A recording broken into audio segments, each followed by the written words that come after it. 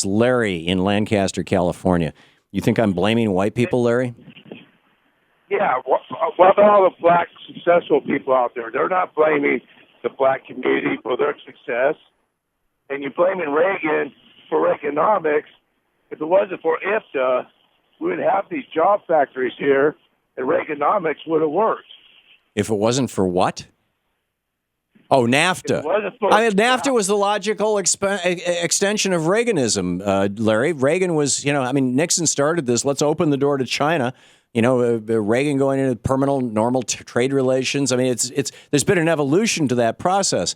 But to say that white people don't bear responsibility for this, when for 400 years white people have successfully created an institutional structure, an economic structure, a political structure, in some ways even a spiritual structure that clearly pushes for segregation, and not just segregation, not just apartheid, not just separation of the races, but separation in a class fashion as well. You can't.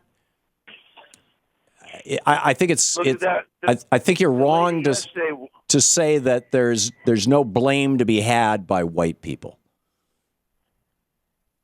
There's not. I mean, there are racist people in this America, but what's the percentage of them? Very little to this problem we have. Larry, it is the good white Americans who have good intentions, don't consider themselves racist, just, go about their day, probably have very little contact, maybe even no contact with African Americans, who don't have a clue about the impact of their white privilege on this society, who are helping feed this kind of problem.